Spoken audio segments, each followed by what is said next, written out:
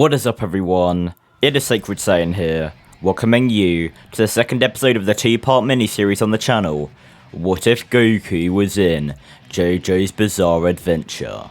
If you end up liking today's video, then please consider subscribing. It is free, and you can always unsubscribe later. There's a link in the description of the video to join my Discord server, and also to become a channel member if you want to support the channel. I have another channel where I post Star Wars What Ifs, and I've posted the first video on my gaming channel as well, if you want to check them out in the description of the video as well.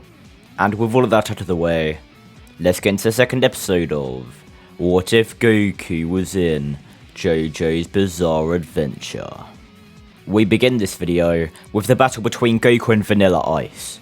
Goku using Uzaru's danger sense in order to dodge Vanilla Ice's unpredictable attacks. Anytime Vanilla Ice appears to attack, Goku evades and then counters Vanilla Ice with an attack of his own, and with Uzaru's great strength, Vanilla Ice is taking a great deal of damage, which leads to the reveal of Vanilla Ice being a vampire thanks to Dio, just like normal. However, unlike in canon, where Vanilla Ice dies to sunlight, Goku uses his recently discovered ability, and Uzaru shoots a beam out of his mouth, which completely vaporizes Vanilla Ice. Goku then breathing a sigh of relief, as he avenged his friend Avdol. Now, it is time he avenges his brother Raditz as well. We head back to Dio's room after Vegeta just threatened to kill Dio, and Dio glares at Vegeta, then appearing behind Vegeta, and Vegeta is shocked that he couldn't even track Dio's movements. Dio then tells Vegeta that if he believes he can kill him, then why don't they test that ridiculous theory of his? The two stare at each other with a ferocious intensity. However, the two then look to the door of Dio's room as they hear people on the other side. On the other side of the door, we have Goku meeting up with the rest of the group as they enter the room, and the events with Dio's coffin take place with the Joestar group jumping out of the window to escape Dio. And when night strikes, and Dio leaves his mansion to hunt down the Joestar group, Goku sees a different figure on a rooftop observing them. Goku's body gets a strange sensation when seeing the figure. It has the urge to go to the figure. Goku tells the others he will catch up as he jumps away, the others screaming for him to come back, but they know they don't have time to stop him. The figure runs away as Goku chases after him, jumping from building to building until they arrive on a bridge, and the figure stops running away and stands still. Goku tells the figure to tell him who they are, and the figure turns around, smirking as he introduces himself as Vegeta, and he says that Goku must be the one Dio referred to, the man with the same stand he has. Goku's eyes widen as tears begin to fall from his eyes. Vegeta, that name, it couldn't be. He couldn't be the one that killed Raditz, the one that killed his brother. Vegeta laughs, saying now that he thinks of it, he does remember a stand user he fought called Raditz, a weakling he killed many years ago.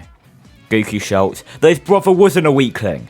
He was a strong and proud stand user that protected him ever since his parents died against an anime stand user who goes by the name of Frost Demon. Vegeta flinches when he hears the name Frost Demon, almost as if he's afraid by the name alone. Vegeta would then recompose himself and says that if Goku believes his brother was strong, then he is disappointed.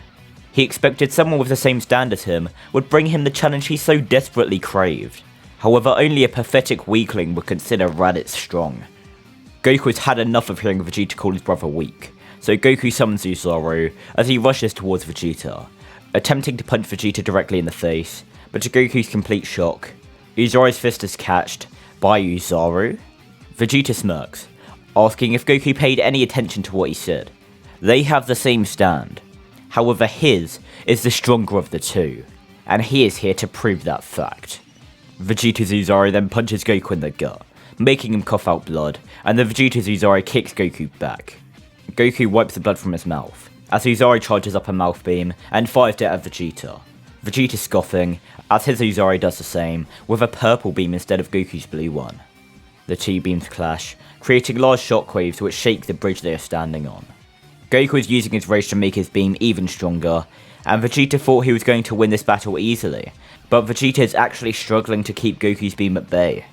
The two stand users are putting all of their energy into the beams, however both of the beams dissipate as they counter each other out.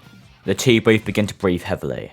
Goku sweating profusely, as he thinks he is lucky he trained as much as he did after Raditz died, because if he didn't, then he would certainly be dead after that attack. Vegeta is also sweating, and he is furious. How could this weakling scum counter his most powerful attack? Goku stands up straight, and he points to Vegeta, stating that the both of them won't be leaving this place alive. Either he or Vegeta or both will perish, but there is no possible outcome where the two of them survive. Not after what Vegeta has done. Vegeta maniacally laughs, saying that Goku is a fool to believe that he even stands a chance against him. He will kill Goku just like how he killed his brother, and then he will be able to see his precious brother in the depths of hell. Vegeta then rushes towards Goku, and Goku rushes towards Vegeta. The two stand users attempting to punch each other at the same time, which causes their fists to clash, and the two begin to throw a flurry of punches at each other, both of them landing an equal amount of blows. Both of them landing an equal amount of blows on each other, and also dodging some blows from each other as well. The fight carries on for some time. Both stand users are putting their all into this fight, and both of them are driven to win this battle. Vegeta, for his pride, proving not only that his version of Uzari is superior to Goku's, but also superior to any other stand in the world, and Goku is fighting to finally avenge his brother Raditz, after all this time. Every day, Goku has been plagued with the thought of what may have happened if he was there when Raditz died. Maybe he could have saved him, but deep down, Goku knows it wouldn't have made a difference. He just would have died as well, which Goku believes is the reason he was spared from that fate. It is because he is an Avenger! Goku stares at Vegeta, and to Vegeta's complete shock, both Goku and Uzari are covered in a golden glow. And Goku shouts that this is where it all ends. Vegeta isn't going to survive this attack. Uzari begins to power up another mouth beam, and Vegeta's Uzari does the same, and with a primal roar from both sides, the two fire their final beams. Vegeta is dumbfounded that Goku seemingly found a way to evolve their stand while he couldn't, and Goku is overpowering Vegeta, but Goku seems to be holding his heart in complete agony. It seems this mode he is currently in drains his life force, and converts it into a short burst of power. Goku knows that no matter what happens, he is going to die here. Either he dies to Vegeta, or his life force is completely drained. But Goku at least wants to take Vegeta down with him, so with a final primal roar, Goku uses the last of his life energy, as his beam's power significantly increases, and hits Vegeta head on. The smoke clears, and Vegeta is seen standing there, with Uzari in a blocking stance. However, after his Uzari goes back to its normal stance, his Uzari disappears, as Vegeta falls to the ground, lifeless. Goku then faintly smiles, dropping onto the ground, and he sits as he finally did it. He is finally at peace now. He can finally see his brother again. Goku slowly turns his head back, and he sees Jotaro and Dio arriving, as their own battle continues, and Goku faintly laughs, coughing out blood, as he mentally apologizes to the others. He hopes that they are all alive, and he hopes they can forgive him for leaving them to take on Dio alone. Goku then looks at Jotaro one last time, Jotaro turning and seeing Goku, but when Jotaro looks at Goku, he watches as the rest of Goku's body falls to the ground, as Goku dies. Jotaro beats Dio like normal, and unfortunately, Iggy dies in the fight against Dio, along with everyone else who died in canon, meaning from here on, the rest of the JoJo timeline plays out like normal. So with that being said, this is where we're going to end off this 2-part mini-series. Hopefully you guys enjoyed this video, and if you did, then make sure to like, comment, and please do subscribe. It is quick and easy to do.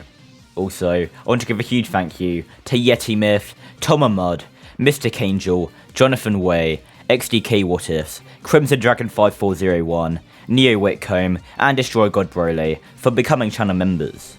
If you want to be shouted out at the end of the video, and get other perks like the channel members here, then there is a link in the description down below to become a channel member. It greatly supports me, and it helps me immensely. With all of that out of the way, hope to see you all in the next video.